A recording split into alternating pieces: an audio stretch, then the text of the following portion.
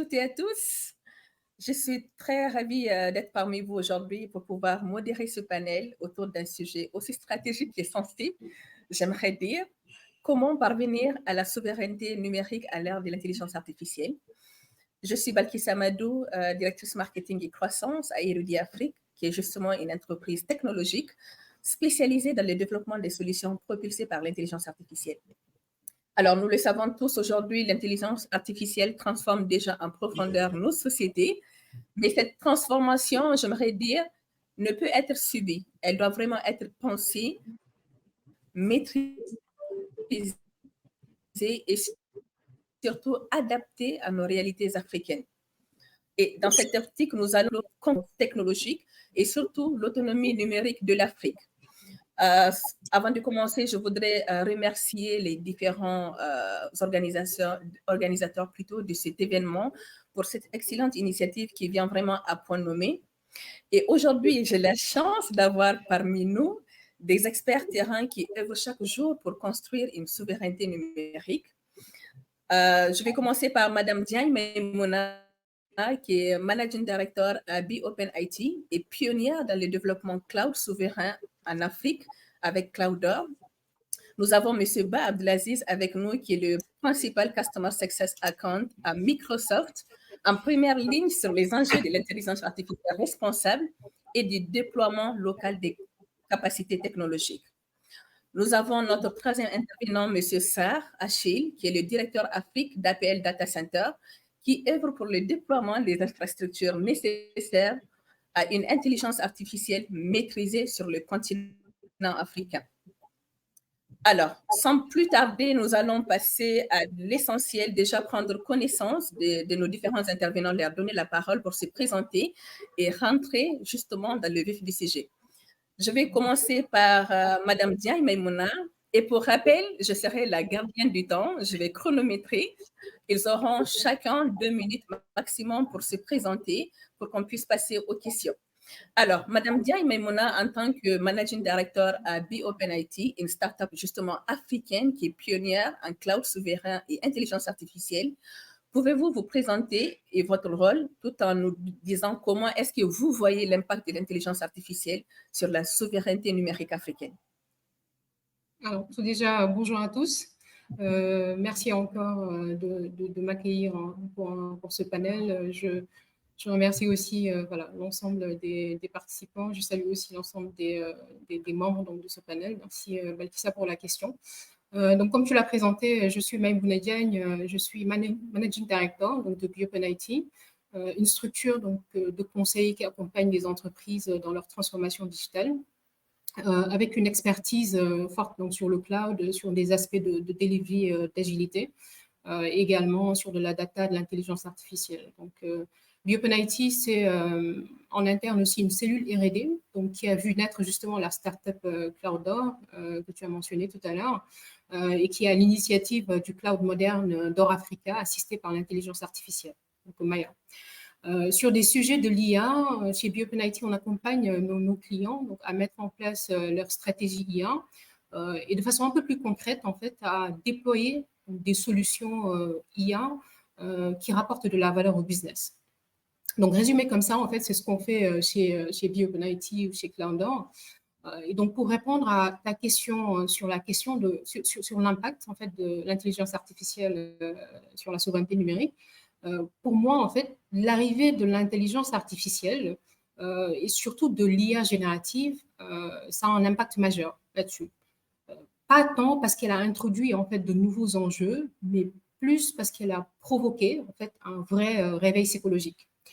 Donc, ce réveil a forcé aujourd'hui nos institutions, les gouvernements, les entreprises à se poser les bonnes questions finalement et ne plus remettre à demain sur certaines questions existentielles du type où sont stockées mes données, qui contrôle aujourd'hui mes infrastructures, est-ce que je maîtrise le développement des modèles, des algorithmes qui sont derrière ces technologies d'IA, est-ce que voilà, localement mes équipes, les profils, donc elles sont prêtes, ils sont prêts à suivre cette nouvelle tendance.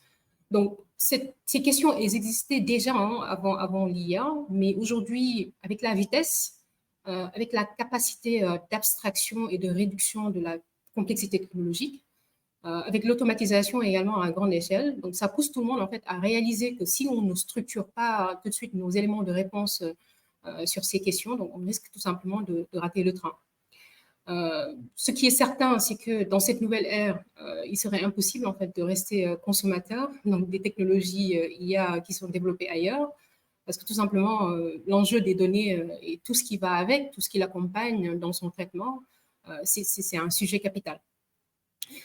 Donc en termes d'illustration, par exemple, on peut voir dans d'autres contrées tels que l'Europe, qu'il y a plein d'acteurs qui sont en train justement de hâter le pas avec une nouvelle posture sérieuse, crédible, pour répondre justement à cette question de souveraineté. Donc aujourd'hui, il y a beaucoup d'initiatives, il y a des acquisitions, il y a des startups qui voient le jour et qui essaient justement de tacler des problématiques qui sont liées à l'exploitation de la donnée. Oui, donc juste pour finir là-dessus, donc en fait, juste le nœud central aujourd'hui, c'est la donnée, donc sa collecte, son traitement, etc. Il y a les sujets aussi qui sont liés à l'infrastructure, aux algorithmes ou d'autres aspects politico-juridiques, mais il faut vraiment qu'on réponde très vite à une question qui est de savoir est-ce que nous sommes prêts justement à décider pour nous-mêmes ou est-ce qu'on va laisser d'autres le faire à notre place. Donc voici un peu la lecture que j'ai sur l'intelligence artificielle, sur les questions de souveraineté numérique.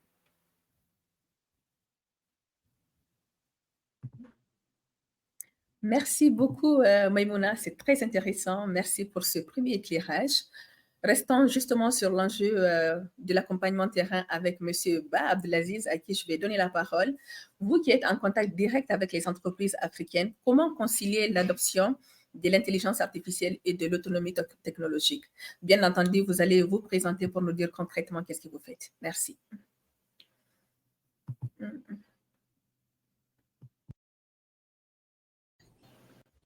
Pardon, je parlais en mute. Donc merci beaucoup, Balkissa, pour votre question. Merci à l'opportunité que vous nous donnez à travers ce panel. Donc, je suis Abdelaziz Ba, je suis Principal Customer Success Account Manager chez Microsoft et Principal Customer Success Account Manager, ça veut dire quoi? Ça veut dire accompagner les clients dans l'adoption des solutions Microsoft, les accompagner également dans la transformation digitale et, disons, aider dans l'innovation, mais surtout faire en sorte que tout dollar, tout investi puisse être rentable. C'est ça, disons, notre objectif essentiel. Donc, aider à l'optimisation des coûts, à l'innovation, adopter de nouvelles solutions, de façon générale, accompagner dans la transformation digitale tout en veillant à ce qu'il y ait un maintien en conditions opérationnelles correctes et en veillant également à un certain nombre de choses comme la sécurité qui, pour nous, est fondamentale. C'est quelque chose de fondamental. Donc, aider les entreprises dans la transformation digitale, cela ne peut pas se faire sans comprendre déjà les enjeux par industrie. Aujourd'hui, il y a des industry trends. En fait, qu'est-ce qu'il y a de nouveau par rapport à ces industries-là, quels sont les domaines d'innovation de ces industries, etc. C'est ça d'abord qu'il faut comprendre.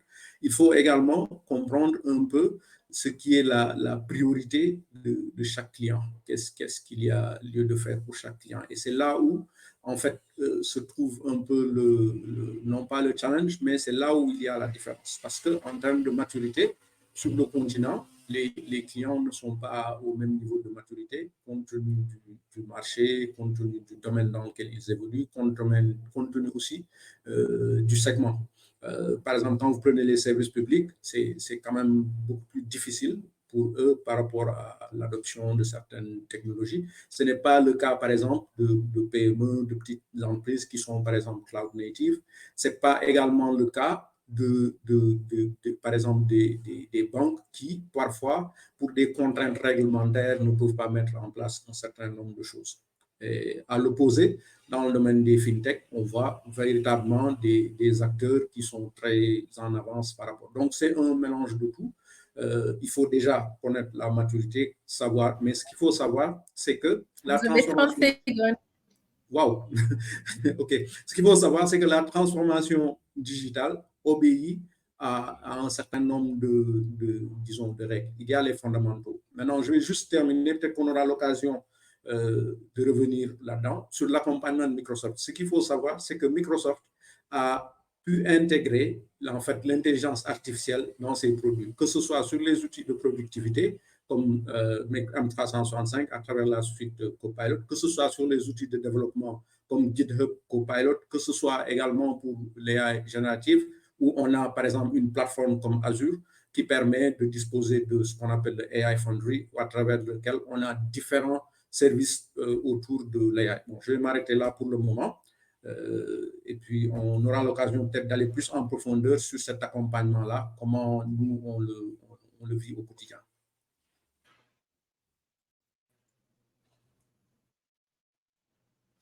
Je vous remercie beaucoup, M. Ba, c'est très clair. Je vous remercie beaucoup. Alors, c'est intéressant, ce qui va mener à aller sur le volet infrastructure avec M. Sarr. M. Sarr, aujourd'hui, qui va se présenter, mais surtout qui va nous édifier sur comment, si par exemple l'Afrique veut se développer avec ses propres solutions d'intelligence artificielle, elle doit pouvoir compter sur des infrastructures locales. Et justement, on voudrait savoir comment est-ce que les data centers que vous aidez à déployer rendent cela possible, parce qu'on sait très bien que sans une infrastructure solide, on ne peut pas parler de déploiement d'intelligence artificielle. Monsieur Sarr, à vous. Merci. Eh bien, bonjour tout le monde et merci. Merci à Abdoulaye, merci à Balkissa et merci à Amadou aussi et bien sûr voilà, à Abdoulaye à Maïmouna. Okay? C'est vraiment un honneur de participer à ce panel. Alors moi, je m'appelle Achille Sarr, je suis le directeur Afrique et Middle East de Appel Data Center, qui est un cabinet d'expertise en data center qui existe depuis plus d'une quarantaine d'années. Et ce qu'on fait chez Appel, on va partir donc du design du data center jusqu'à ce qu'on appelle donc la clé en main, c'est-à-dire voilà, l'édifice est prêt à accueillir des serveurs. Tout ce qui est conception, on accompagne dans la réalisation des travaux. Donc, si vous voulez, c'est un bureau d'études en ingénierie de data center. Alors, c'est intéressant. Je vais essayer d'axer toutes mes réponses sur la souveraineté numérique. Okay? Alors, parlons chiffres. Aujourd'hui, en Afrique, on a 200 à 220 data centers. Okay.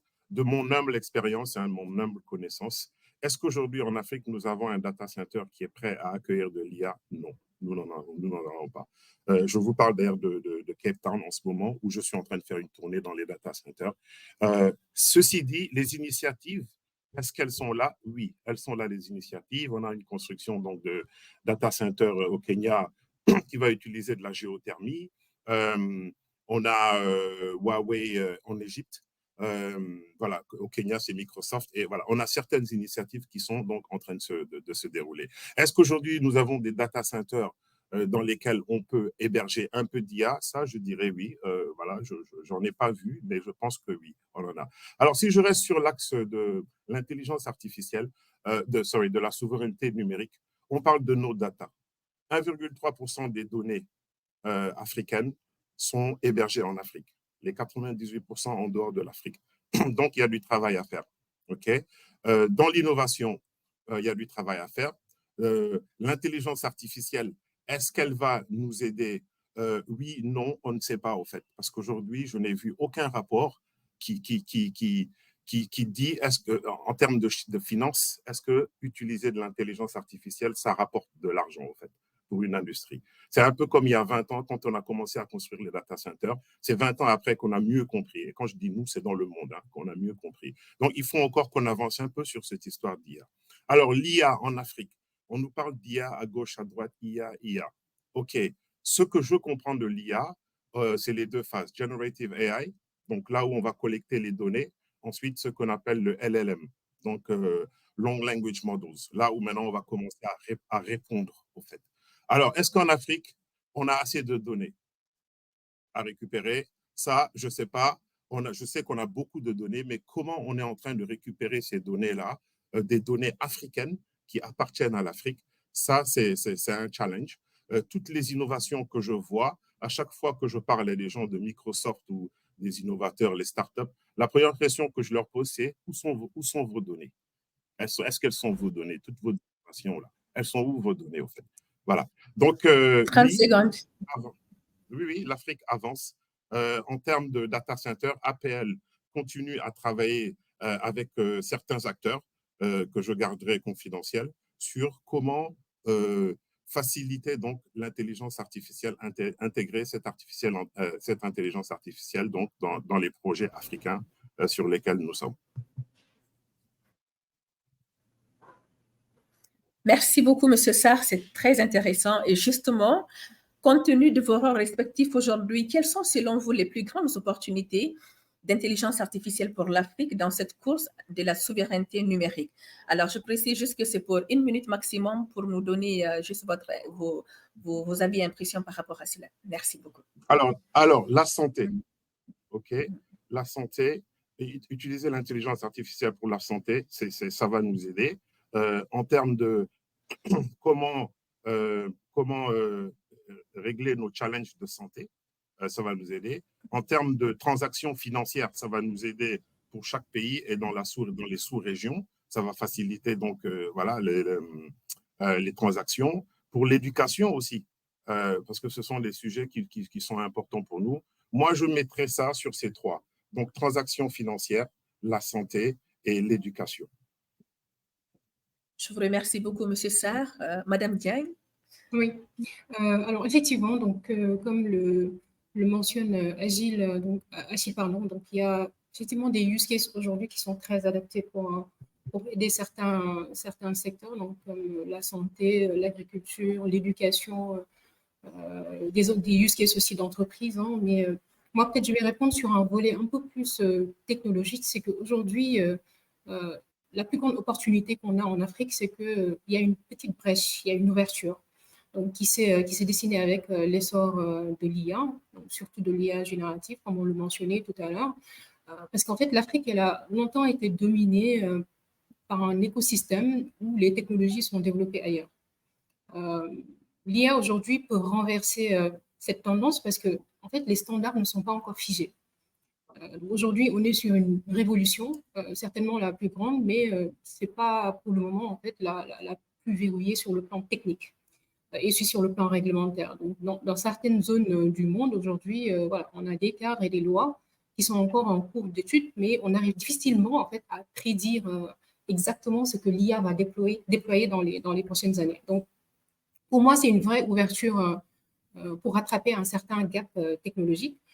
Donc l'Afrique, par exemple, ou le Sénégal a une opportunité de construire une IA qui est adaptée à ces contextes culturels, linguistiques, économiques, etc., donc, tout en développant une expertise locale. Et ça, c'est une dynamique, par exemple, qu'on observe déjà ailleurs. Donc, on est en train, dans d'autres contrées, par exemple en Europe ou aux États-Unis, d'investir dans des startups et dans des choses qui sont un peu plus précises, donc, telles que l'infra, voilà, les formations qu'il faut et qui doivent être adaptées, les modèles aussi qui peuvent nous aider justement à propulser l'IA tout en restant local. Donc pour moi, en fait, c'est cette ouverture où l'Afrique peut essayer de rattraper le gap et de répondre à voilà, une question fondamentale que j'ai évoquée tout à l'heure. Et cette chance, on doit la saisir maintenant.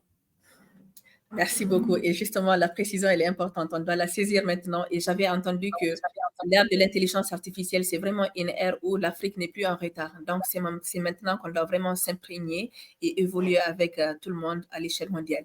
Alors, Monsieur Ba, au niveau de Microsoft, quelles sont les opportunités qui se dessinent selon vous? Alors, il est clair que bon, la majorité a été déjà mentionnée par Achille et Maïmouna, mais il faut savoir que l'adoption de l'AI en Afrique, pour moi, je le vois comme une grande opportunité d'investissement sur l'infrastructure déjà. Parce que si on veut être souverain, il faut nécessairement l'infrastructure. Donc, c'est l'occasion d'avoir cette infrastructure-là. Ça, c'est la première chose. La deuxième chose, c'est la partie skilling et capability. C'est-à-dire, aujourd'hui, pour aller sur de l'AI, il faut former les gens. Et il y a des initiatives, par exemple, Microsoft AI Skills, il y a le Microsoft Learn, etc. Et on ne travaille pas uniquement en tant que Microsoft, mais on noue des partenariats avec d'autres organisations. Donc, il y a une énorme opportunité de skilling. Il y a des initiatives comme AI for Good qui permettent d'utiliser la technologie pour avoir un impact dans la société. Un impact, ça peut être sur la partie résilience côté climat, ça peut être sur la partie agriculture, sur la partie santé, comme cela a été déjà mentionné par Achille. Je prends l'exemple de Zipline, une compagnie qui est au Kenya, qui est présente dans plusieurs pays. Ils sont même présents en Côte d'Ivoire, par exemple, et au Ghana, pour citer l'Afrique de l'Ouest. Ils livrent en fait des médicaments avec des drones. Donc ça, c'est un exemple dans des zones reculées, pas accessibles et tout. Donc ça, c'est important. Et pour finir, sur la partie, par exemple, inclusion financière ou sur la partie FinTech, c'est aussi une grosse opportunité. Vous prenez l'exemple d'une licorne qui est au Nigeria comme Fruitwave, qui, en fait, au départ, a bénéficié de l'appui de Microsoft par rapport à, disons, sur la partie Azure pour pouvoir mettre en place sa solution. Donc, il y a énormément d'opportunités, sans compter l'aspect culturel, parce qu'aujourd'hui, vous allez sur, par exemple, Microsoft Translator. Nous, on a pu intégrer, en fait, 13 langues africaines. Quand vous prenez, il y a d'autres entités au Ghana, par exemple, Ishiro, ils sont en train de travailler à pouvoir mettre du Yoruba et du Fon sur des bon, je pense qu'on dit Fon, sur des outils. Donc ça, pour moi, c'est aussi l'inclusion du point de vue culturel, d'être inclusif, de ne pas pouvoir laisser en rade un certain nombre de populations. Donc, en résumé, investissement, skilling, agriculture, santé, impact sur la société, être plus résilient, etc. C'est un peu, pour moi, comment je vois les opportunités de l'AI en Afrique. Je vous remercie beaucoup, monsieur. Justement, quand vous avez la parole, je pense que je vais vous retenir encore pour justement explorer la vision de Microsoft par rapport à toutes ces thématiques. Et aujourd'hui, vos clients africains vous demandent-ils des solutions d'intelligence artificielle souveraine? Quelles sont aussi les principales préoccupations, par exemple, quand ils veulent déployer de l'IA sans dépendre entièrement des clouds américains? Il faut savoir que la plupart de nos clients, bon, ils utilisent déjà des solutions qui ne sont pas que Microsoft. Ils utilisent des solutions qui peuvent provenir d'autres fournisseurs cloud, mais également des solutions qu'ils ont en interne.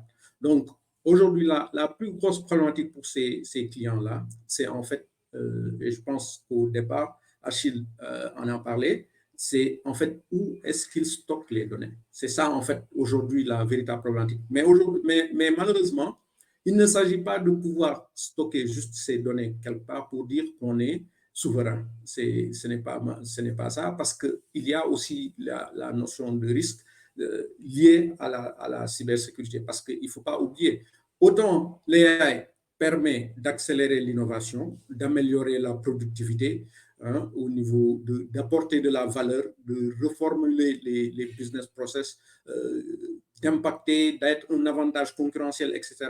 Autant l'AI, en fait, permet aux mal intentionnés, en fait, de raccourcir, en fait, les délais qu'ils ont pour, en fait, pouvoir pénétrer les systèmes et tout. Ça veut dire quoi? Ça veut dire que la cybersécurité représente quelque chose de fondamental.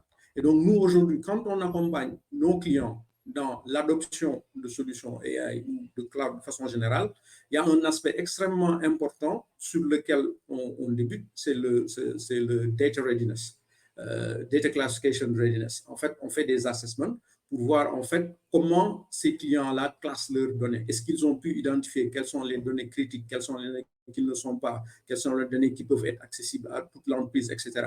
Parce qu'aujourd'hui, il ne faut pas oublier, Microsoft, dans ses solutions natives, en fait, il y a à intégrer l'IA. Je parlais de l'exemple de M365 Copilot.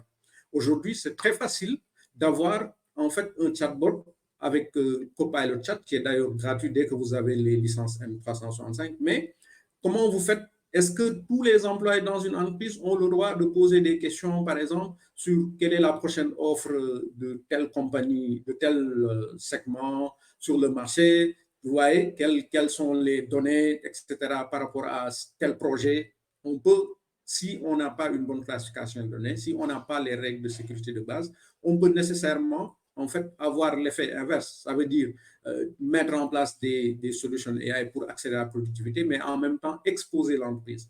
Donc, nous, dans notre approche, c'est vraiment très simple. C'est déjà, il faut comprendre l'industrie dans laquelle on est, quels sont les drivers pour plus de compétitivité, d'accord? Comment faire pour accélérer l'innovation, d'accord? Comment faire pour qu'en fait, les données qu'on manipule puissent être dans des mains, on va dire, plutôt sûres. Donc, c'est un peu ça, de façon générale, si je veux, pour ne pas être très long, mais bon, je serai prêt à apporter d'autres précisions aux besoins.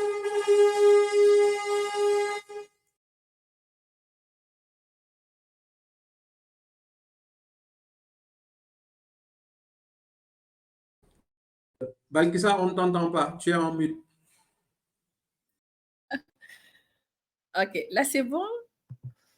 Alors, merci, merci beaucoup, M. Ba. Là, je pense que vous m'entendez très bien. Est-ce que vous confirmez que vous m'entendez? Est-ce que vous m'entendez, s'il vous plaît? Oui, on t'entend. OK, très bien. Alors, je vais passer la parole à M. Sarr, justement, vu qu'on est dans le domaine infrastructure avec lui. Et je voudrais savoir, M. Sarr, s'il vous plaît, au-delà du stockage, comment vos data centers supportent les charges de calcul intensifs nécessaires pour l'intelligence artificielle? Et avez-vous des partenaires ou des entreprises avec qui développent justement l'IA Made in Africa? Est-ce qu'il y en a? Alors, Balkissa, pardon. Il faudrait comprendre, APL, c'est un bureau d'études. Donc, nous n'avons pas de data center. Mais à qui veut construire un data center, vous venez vers nous et on vous explique comment on va construire votre data center par rapport à vos besoins. Alors, est-ce qu'aujourd'hui, APL peut accompagner des clients dans la construction de data centers pour l'IA? Oui. Alors, non seulement pour des data centers nouveaux, mais aussi pour des data centers en exploitation. Et c'est on est en train de faire ça en ce moment en Afrique. Je vais quand même garder un peu le côté confidentiel, mais oui, on peut le faire dans un milieu qui existe. On appelle ça donc du rétrofit. C'est une stratégie de rétrofit, c'est-à-dire on arrive sur un data center, par exemple, qui est standard, et au lieu d'aller installer, d'essayer de tout changer pour que le data center devienne AI ready, on peut rajouter des baies. On va dire donc dans un data center, vous savez, les données sont stockées dans plusieurs baies. Si par exemple vous avez 100 baies, on va dire alors on va travailler sur 20 baies et sur ces 20 baies, on va les transformer en AI ready. Qu'est-ce que ça veut dire techniquement? Ça veut dire que on n'a pas besoin d'amener beaucoup d'électricité, parce que je ne sais pas si vous savez, mais bon, pour un data center AI, c'est un data center qui consomme beaucoup d'électricité. Et nous avons donc dans le milieu du data center en général, AI ou pas, des challenges d'électricité en Afrique. Donc, aujourd'hui, oui, nous accompagnons certains clients à transformer certains États, surtout parce que les États, c'est eux les drivers, en fait, des data centers. Par rapport à justement cette souveraineté numérique dont on parlait. Voilà, donc oui, aujourd'hui, on les accompagne. Et c'est une façon d'optimiser donc, ce data center pour les entrepreneurs qui en ont le plus besoin, au fait. Parce qu'on va catégoriser, si vous voulez, l'industrie en 3. C'est-à-dire qu'on a les top compagnies qui ont de l'argent, disons, allez, on va dire 100 000 dans un pays. Et ensuite, on a peut-être 800 à 900 000 autres compagnies, entrepreneurs qui n'ont pas les moyens de se trouver quelqu'un qui va s'occuper de l'IT, quelqu'un qui va s'occuper voilà, il y a beaucoup de services. Et c'est là où, en fait, l'idée, c'est de de rendre cet écosystème AI ready, de telle sorte que c'est facile, voilà, plus facile pour les entrepreneurs, en passant par les langues locales. Tout à l'heure, Abdoul le disait, les langues locales. On a 2000 langues locales en Afrique. 2% de ces langues utilisent l'AI. Donc, on continue à pousser AI avec nos infrastructures locales. On est dans l'axe de la souveraineté numérique. On a plus de chances d'être souverain. Voilà.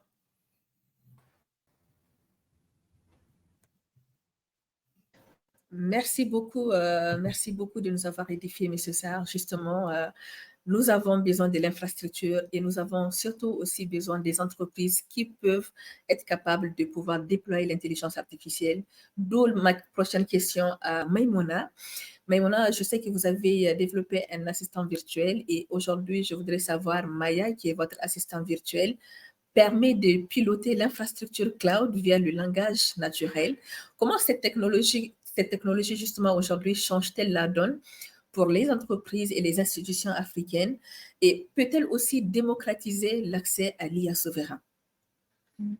Ouais. Merci pour la question, Balkissa. Donc, en fait, aujourd'hui, nous, on a une target en termes de clients ou d'utilisateurs qui est assez large. Donc, c'est une palette qui est assez large. Donc, aujourd'hui, que ce soit une entreprise, une institution publique ou une start-up, par exemple, parfois déployer une application dans un contexte moderne, donc ça peut être un challenge. Donc, tout dépend de la taille, par exemple, du SI ou de la taille des assets qu'il faut déployer, etc. Donc, parfois, ça peut être un challenge. Donc, il faut maîtriser en fait des architectures pour faire cela qui sont parfois complexes. Il faut sécuriser les données, donc on en parlait tout à l'heure. Il faut gérer ces déploiements-là pour qu'ils soient contenus dans le meilleur des cas. Il faut assurer la scalabilité, etc.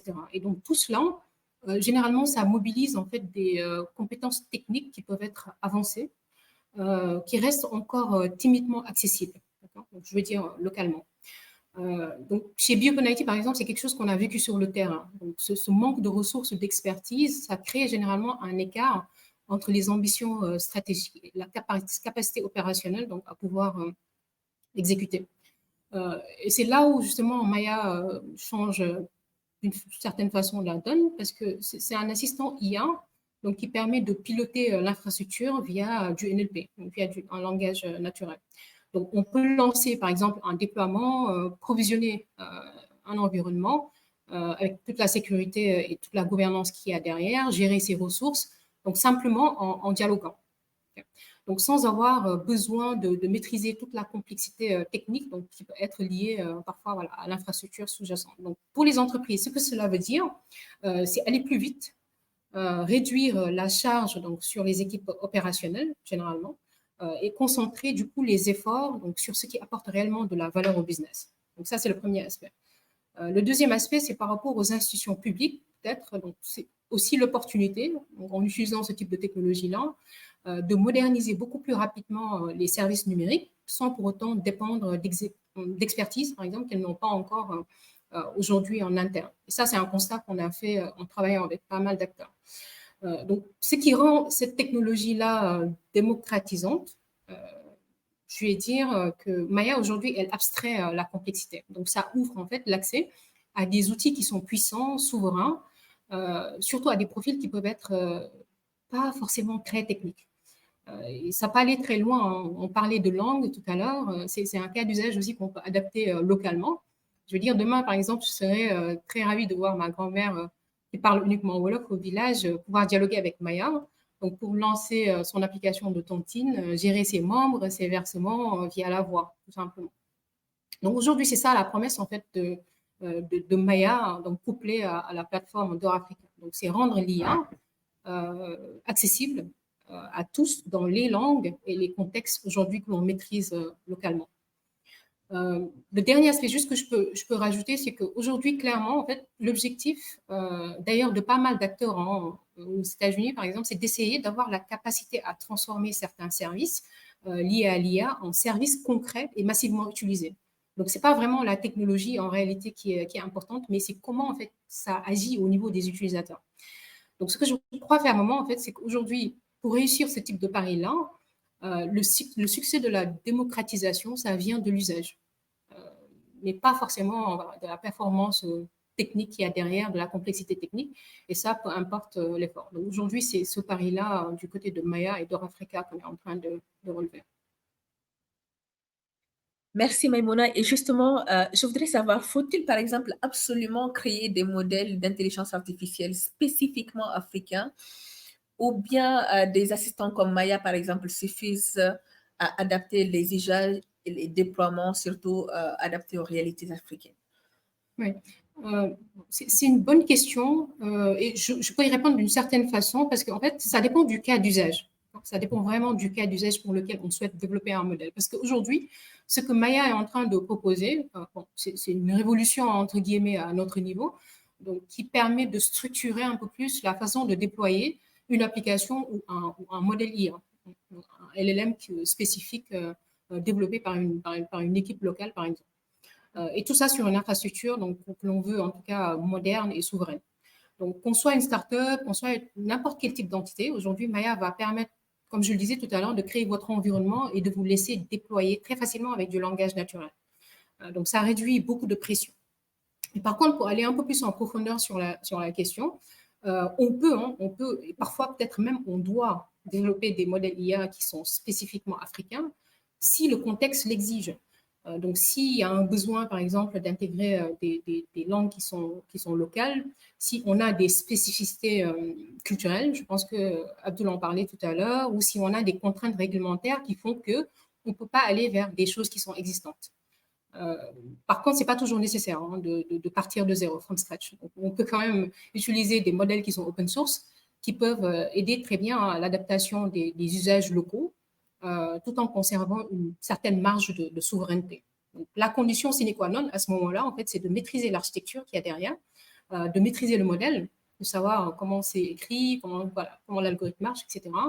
De maîtriser l'hébergement, où est-ce que ce modèle-là opère, et les données, et de gouverner aussi la donnée qui est derrière. Donc, voilà, un peu pour répondre à ta question. Merci beaucoup, Maïmouna. Merci beaucoup, c'est très pertinent. Alors, je voudrais poser une question collective. Justement, je voudrais savoir aujourd'hui comment vos entreprises peuvent-elles mieux former les talents africains en intelligence artificielle? Monsieur Ba, Aziz, Abdelaziz, je vous passe la parole. Merci beaucoup. En fait, il y a un certain nombre d'initiatives qui sont en place. Tout à l'heure, je parlais de l'initiative AI Skills, ça c'est la première chose. Il y a également un certain nombre de AI Tao que Microsoft organise. On a même un site dédié pour ça dans l'ensemble des pays. Ce sont plus des tournées de sensibilisation pour rencontrer les différents acteurs, pour sensibiliser, etc. Mais il y a surtout ce qui existe et comment y accéder. Aujourd'hui, par exemple, pour revenir à la question précédente où on parlait de développer, par exemple, ses propres modèles IA, Microsoft, en fait, nous préconisons en fait d'utiliser des modèles préexistants à adapter. C'est en fait ce que disait Maïmouna tout à l'heure, parce qu'il ne sert à rien de réinventer la roue. Quand on veut accélérer l'innovation, raccourcir l'innovation, c'est ça l'objectif de façon générale. En tout cas, c'est partir sur l'existant. Et cet existant-là, nous mettons à disposition une plateforme pour en fait pouvoir entraîner des modèles, pouvoir au moins, quand vous êtes dans la phase de création, que vous soyez peut-être pas obligé d'investir sur de l'infra disons, très consommateur en coût ou en énergie. Et donc, des modèles comme Phi, comme Llama sont accessibles via Azure, hein, que vous pouvez utiliser pour en fait entraîner votre modèle. Azure a une panoplie de services AI à travers le Azure AI Foundry. Maintenant, la technologie étant en place, comment faire pour en bénéficier? Parce que au-delà des formations, du skilling qui est accessible à grand nombre, il y a en fait ce qu'on appelle Microsoft for Startups qui permet en réalité de bénéficier de crédits Azure et de l'accompagnement de Microsoft, d'avoir accès à nos SMI, les Subject Matter Experts. Donc, du coup, c'est comme ça qu'on peut, de façon générale, et je termine sur ça, c'est comme ça que nous pouvons en fait accélérer les choses et aider en fait dans cette approche AI first, en fait, par rapport à tout ce qui est adoption, innovation, etc. Merci beaucoup, Monsieur Ba. Je vais passer la parole à Monsieur Sarr. Vous serez moins chanceux, vous aurez 1 minute 30 secondes maximum pour nous dire concrètement comment est-ce que votre entreprise peut accompagner et former les talents africains. Bon, alors, déjà, c'est bien. 1 minute 30 secondes, c'est plus que beaucoup. Donc, tout ce dont Abdoul Aziz vient de parler réside dans une infrastructure. Donc, moi, ma réponse, elle est basée sur l'ingénierie. Voilà, l'ingénierie et l'infrastructure. Comment aujourd'hui, en termes de skills, sachant que l'Afrique, c'est quoi? C'est 17% de la population mondiale. 1,5, je ne sais plus, milliard, voilà, qui va doubler en 2050. Donc, on aura besoin de plus de skills en termes de skill set. Comment APL accompagne? En formant, si vous voulez, par rapport à l'infrastructure dans laquelle les data centers vont être donc construits, en formant au niveau des techniques de refroidissement, des techniques d'utilisation donc de consommation électrique du data center en termes de design. C'est comme ça que APL accompagne en innovant, bien sûr, en faisant, si vous voulez, ce qu'on appelle une étude environnementale. Disons, si on est à 500 mètres d'une rivière où il y a de l'eau douce, mais comment on utilise l'eau de la rivière pour le data center? Donc, ça diminue les coûts d'électricité, les coûts d'eau. Ça améliore ce qu'on appelle le PUE, le Power Usage Efficiency. Voilà. Donc, c'est comme ça que APL aujourd'hui travaille en Afrique et en Europe, au fait, pour améliorer, si vous voulez, la consommation de ce data center. Et en Afrique, nous travaillons sur des études où il faut utiliser le terrain, c'est-à-dire l'environnement. Il faut utiliser l'argile, il faut utiliser l'eau. Et il y a beaucoup d'autres techniques que APL utilise aujourd'hui voilà, bon, je dirais, j'aime pas trop le terme pour former parce que c'est un échange d'écosystèmes. Et justement, entre parenthèses, il faut qu'on arrête de dire que l'Afrique est en retard. Nous, on fait la course contre personne. On a nos challenges et on essaye de régler nos challenges. Donc, il faut arrêter de nous comparer à la Chine ou à je ne sais qui et qui aussi. Ça, c'était juste la petite parenthèse. Voilà. Donc, formation, technique, échange d'écosystèmes. Vous pouvez être le plus calé en data center aux États-Unis. On vous met quelque part à Diamniadio au Sénégal, vous êtes perdu. Hein. Voilà, donc c'est ce que je voulais dire. Voilà. Merci beaucoup, M. Sarr. Je vais passer la parole à Mme Diagne. Vous aurez une minute pour nous dire justement, est-ce qu'aujourd'hui, vous avez un plan de formation pour accompagner les talents africains sur l'intelligence artificielle? Oui, alors, ce sera du coup chez Biopen IT parce qu'en fait, former des talents, bon, ça, c'est quelque chose qui a longtemps été inscrit dans notre ADN. Ça n'a pas démarré sur l'IA, ça a démarré sur toutes les technologies aujourd'hui qu'on est capable de délivrer chez nos clients, donc du cloud, du DevOps, de la cybersécurité, de la gestion de la data, etc. Donc ça fait longtemps qu'on a justement ces cohortes. En fait, ce sont des cohortes académiques qu'on prépare. Et d'ailleurs, la majeure partie aujourd'hui de nos ingénieurs en interne, ça faut le savoir, ils viennent de cette cohorte, généralement. Donc, ce sont des plans de formation peut-être sur parfois 6 mois, parfois 1 an, donc dépendant du besoin. Voilà, il y a un cadre qui est bien régi, donc un contenu qui est bien revu en interne, et une approche aussi learn by doing. Donc, ça, c'est super important. Pour que ça fonctionne bien, en fait, et pour que ces profils-là puissent capitaliser sur la partie opérationnelle. Donc, il faut qu'ils sachent aussi, en marge de l'apprentissage, donc pouvoir délivrer sur des projets concrets. Et tout ça, bien évidemment, donc c'est aligné avec leur propre plan de carrière, donc qui est souhaité. Donc, je pense que c'est la même dynamique qu'on va continuer, qu'on est en train de continuer d'ailleurs. Notre cellule R&D, notre cellule R&D aujourd'hui nous pousse d'ailleurs à avoir cette approche-là, et justement, on va se baser aussi sur l'IA pour approfondir cette capacité à former davantage. Justement, Madame Diagne, comme vous avez encore la parole, on va maintenant parler d'engagement concret, on va parler d'initiatives concrètes, d'impact. Et aujourd'hui, Cloudor a été reconnu par Techstar, Techstar, et puis Orange, Sonatel, pour son innovation. Pouvez-vous nous partager des success stories concrètes d'un déploiement d'IA ou de cloud souverain opéré justement par Maya qui illustre clairement l'impact local au niveau de votre technologie? Alors, clairement, là, bon, je vais essayer de répondre à cette question. Bon, actuellement, dans la phase... à 2 minutes maximum. D'accord. Donc, la phase dans laquelle on est, en fait, c'est déjà porteur de résultats qui sont assez concrets. Parce qu'en fait, nous travaillons main dans la main avec plusieurs entreprises, donc notamment du secteur bancaire, donc, qui ont compris à ce jour le momentum et l'urgence qu'il faut donc, pour agir. mais aussi donc la portée qu'une plateforme d'infrastructure comme DOR, donc assistée par l'intelligence artificielle comme Maya, peut offrir. Donc, avec ces boîtes-là, en fait, on travaille avec des use cases de disaster recovery. Aujourd'hui, c'est le use case qui revient le plus avec ces banques-là. Donc, pour effectivement leur permettre, par exemple, d'avoir un plan de reprise d'activité donc sur une infrastructure voilà, qui est hautement disponible. Donc ça, c'est le premier aspect sur lequel on est assez déjà content parce qu'on a justement les feedbacks.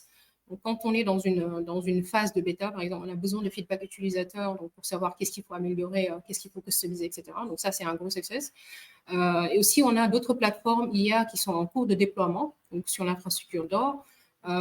Et toutes les opérations finalement d'initialisation, de création d'environnement, de déploiement, etc., de delivery applicatif, donc sont pilotées par Maya. Donc, tout comme, par exemple, le ferait une équipe DevOps, donc composée voilà, d'ingénieurs DevOps pour le déploiement, d'ingénieurs cloud donc pour travailler sur la partie infrastructure.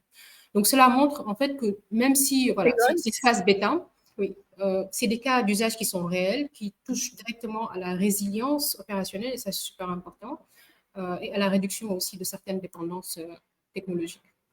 Et ça, merci à nos partenaires aujourd'hui donc, qui jouent un rôle assez clé dans l'écosystème et qui sont pleinement engagés dans la réussite de ce projet-là. Merci beaucoup, Madame Diaye, c'est très clair. Alors, je vais me tourner vers Monsieur Ba. Aujourd'hui, nous savons que Microsoft mène de nombreuses initiatives autour de l'intelligence artificielle dans le monde, y compris l'Afrique. Pouvez-vous nous parler des projets sur le continent portés par un client ou un partenaire local qui utilise l'intelligence artificielle justement pour façonner de la façon aussi dont l'intelligence artificielle est surtout utilisée, souveraine, ancrée dans les réalités africaines? Merci beaucoup. En fait, on a effectivement un certain nombre. Vous m'entendez? Oui, on vous entend très bien. Est-ce que vous m'entendez? Oui, je vous entends. Alors, vous avez la parole pour 2 minutes maximum. Merci beaucoup. Ok, très bien. Non, en fait, il y a effectivement, nous travaillons avec des clients en direct, mais surtout aussi des partenaires.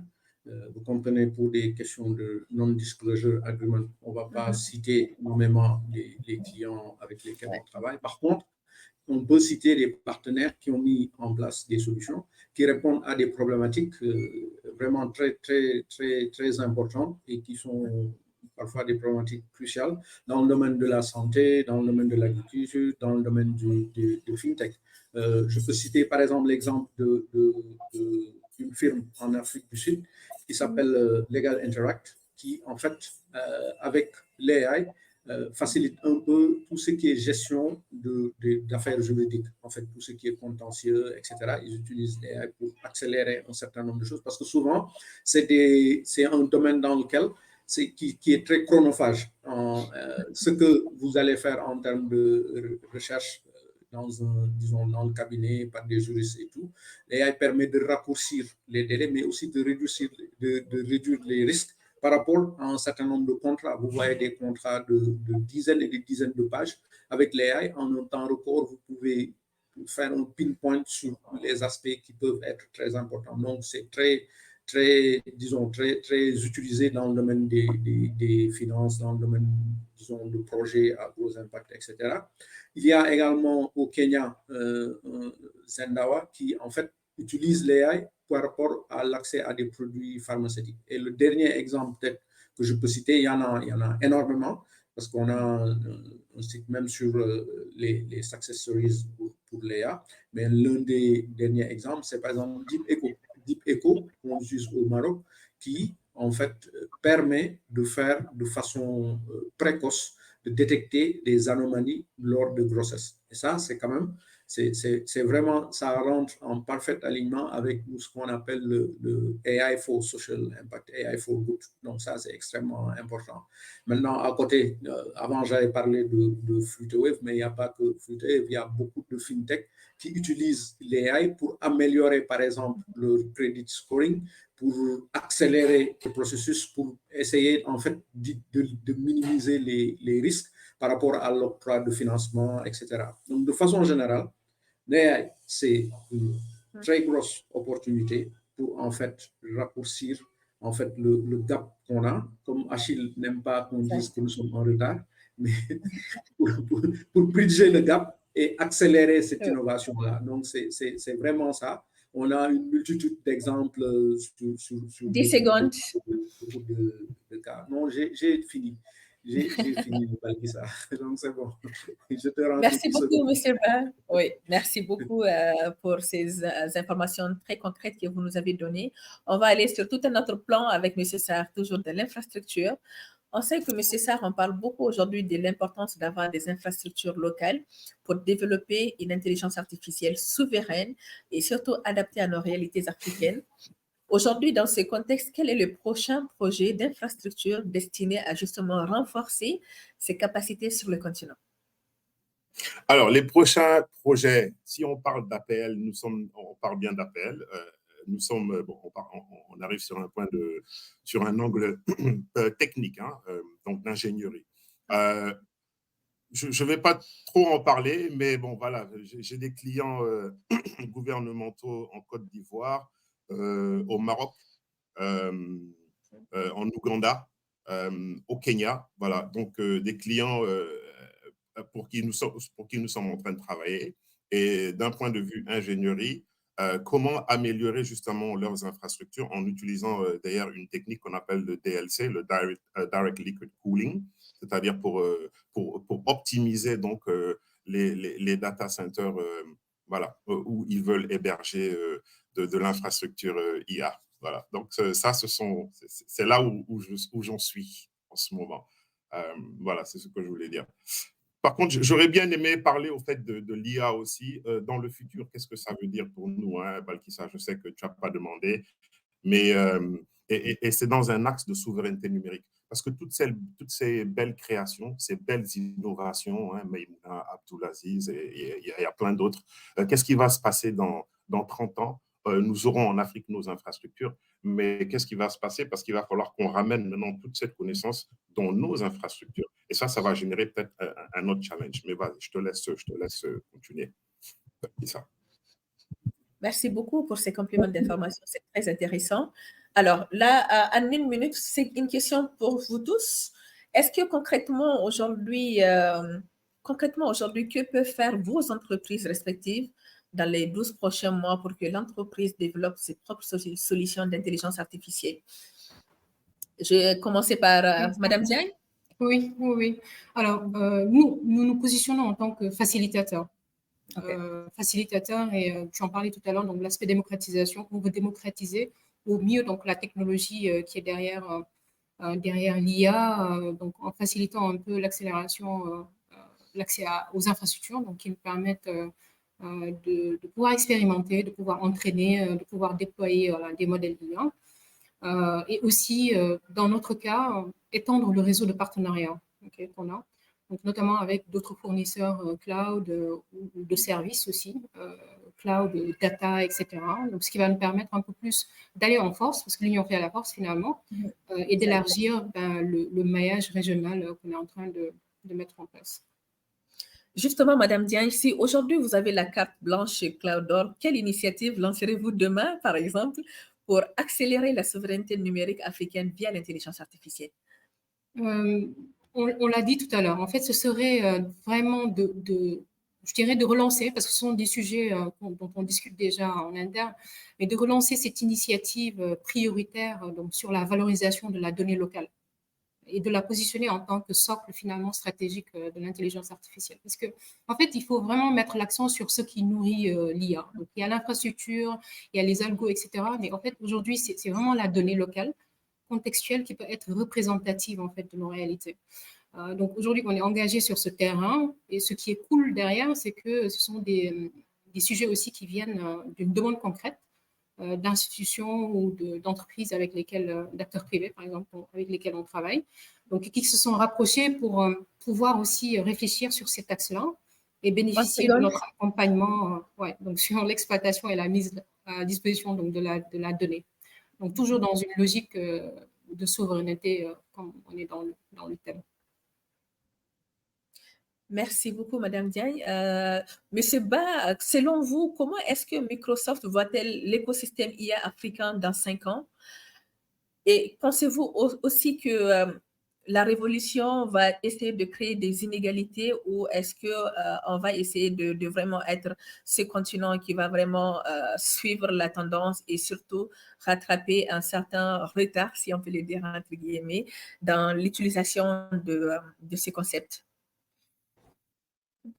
Je pense que nous sommes un continent jeune quand on regarde la population, et ça veut dire énormément de choses. Jeune parce que les opportunités sont là par rapport au talent, on a la capacité d'avoir la main-d'œuvre. Donc, ça, c'est une chose. On est un continent aussi jeune en termes en fait, en termes on va dire, d'écosystème. D'écosystème plutôt, l'écosystème est très, on ne va pas dire balbutiant, mais en tout cas, on ne voit pas de licorne comme on en voit sur les autres continents. Il n'y a pas beaucoup, par exemple, de startups qu'on peut citer comme étant qu'on voit, qui demain pourront remplacer, par exemple, ceux qui sont là, entre guillemets, ma boîte y comprise. Hein. Donc voilà. Donc ça veut dire quoi? Ça veut dire qu'il y a une opportunité à saisir.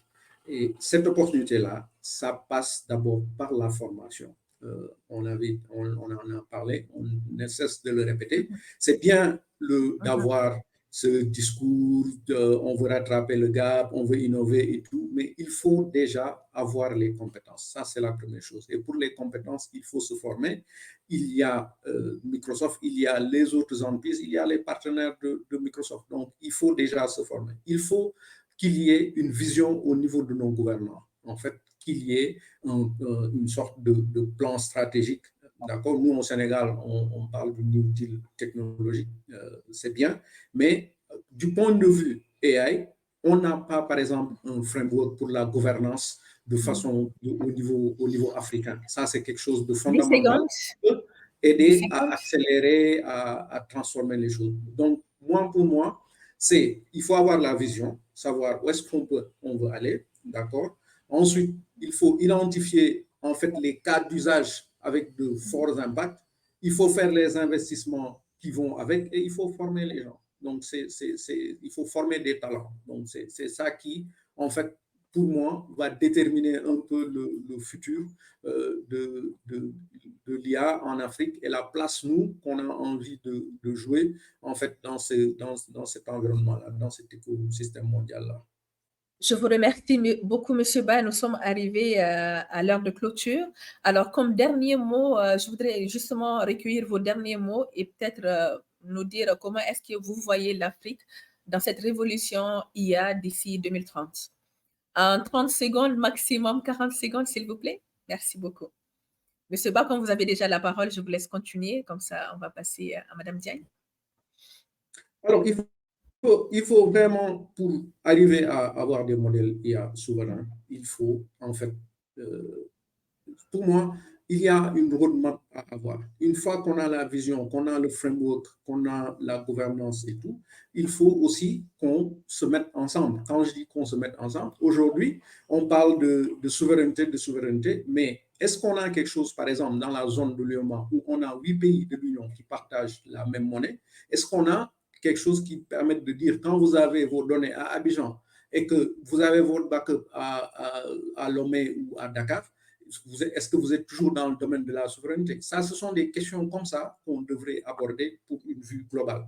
Maintenant, une fois qu'on a ça, il faut après aller sur les investissements, en fait, qu'il faut. Et après, bon, il faut aussi que, en fait, le privé, qu'il y ait l'aspect financement, le partenariat public-privé, tout ça, ce sont des questions qui sont là parce qu'en fait, une start-up, ça va être difficile, par exemple, pour une start-up qui vient de commencer, d'adresser un marché, par exemple, au niveau de l'ECOWAS ou au niveau de toute l'UEMOA. Ça peut prendre du temps. Il faut apprendre de ce qui se fait, d'accord? Il faut utiliser la technologie pour, en fait, infléchir la courbe de l'innovation. Ça, c'est extrêmement important. Si on a cette approche-là, je pense que dans le futur, nous pouvons, de façon concrète, voir les fruits, en fait, des investissements qui ont été faits.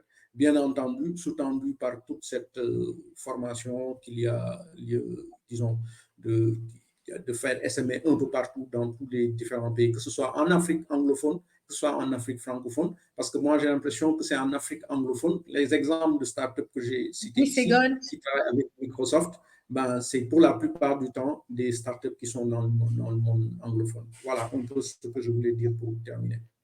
Je vous remercie beaucoup, M. Ba. Madame Diagne, si je peux vous demander de manière très synthétique votre dernier mot, un maximum 15-20 secondes, ça va être quoi? Oui, alors, ça va être le fait que, bon, faut rester lucide aussi sur quelques aspects. C'est vrai qu'il y a beaucoup de souhaits, beaucoup de volonté d'aller voilà, sur des stratégies de l'IA et d'en faire une stratégie souveraine. Mais en fait, comme l'a dit Abdoul, c'est une démarche qui peut être aussi légitime, donc d'avoir ces process-là qui sont appliqués généralement dans le secteur privé, donc un framework qui est clair, une gouvernance qui est claire, qui est aussi soutenue par l'État. Donc ça, c'est un aspect qu'il ne faut pas oublier. Donc, ils peuvent aussi être un leverage pour que justement notre écosystème puisse bien avancer. Mais il y a quelques éléments fondamentaux sur lesquels il faut vraiment mettre l'accent. Donc, c'est la modernisation de l'infrastructure, c'est la gouvernance et la valorisation de la donnée, et le fait aussi d'aider les talents, donc les profils, à pouvoir se former, à pouvoir avoir les compétences nécessaires pour pouvoir opérer localement. Donc, je pense que si on a ces éléments-là, ce sur tous les aspects hein, d'innovation, de technologie assez poussée, de sécurité, etc. Donc, si on a cette vision-là et la volonté ferme de pouvoir évoluer d'ici 2030, je pense que c'est des choses qui peuvent petit à petit, en tout cas, se faire. Je vous remercie beaucoup, Madame Diagne. Je peux passer à Monsieur Sarr. Je vais vous appeler Monsieur Infrastructure. En un maximum 15 secondes, qu'est-ce que vous avez à nous dire comme dernier mot, s'il vous plaît? 15 secondes.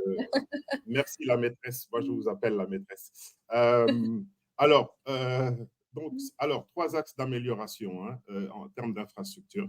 D'abord, attirer et promouvoir donc, les investissements à l'international et local par rapport donc, à l'Afrique. Ça, c'est une chose pour pouvoir avoir plus de data centers. Travailler sur les infrastructures d'électricité parce que le challenge numéro 1 que nous avons en Afrique, c'est tout ce qui est power. OK. Et enfin, comme Abdoul et Maïmouna l'ont dit, tout ce qui est formation. Pourquoi? Parce qu'aujourd'hui, dans le monde entier, il n'y a aucune université où c'est écrit data center. Donc, le problème de formation, il est partout, hein, même en Europe, aux États-Unis. Donc, ces 3 axes-là, moi, je dirais, ce sont 3 axes de développement qui vont nous permettre demain de pouvoir construire donc, nos infrastructures en utilisant toute la connaissance et l'innovation de Maïmouna et de Abdoul pour pour les 3/4, donc, je veux dire, enfin, pour la population, les populations en Afrique, on va dire. Allez. Je vous remercie beaucoup, Monsieur Sarr. Merci à tous les différents intervenants pour cette pertinence et d'avoir aussi enrichi nos échanges.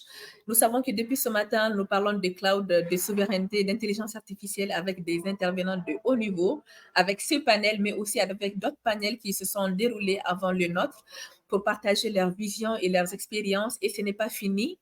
La journée du cloud, elle continue demain avec une keynote d'ouverture à ne pas manquer sur la thématique cloud, compétences et confiance, une voix africaine pour une tech responsable, présentée par Madame Neila Benzina à partir de 9h. Donc, soyez connectés et on se dit à demain pour les autres sessions. Merci beaucoup à tous les participants qui sont restés jusqu'à la fin et on se dit à demain pour les autres séances. Merci beaucoup.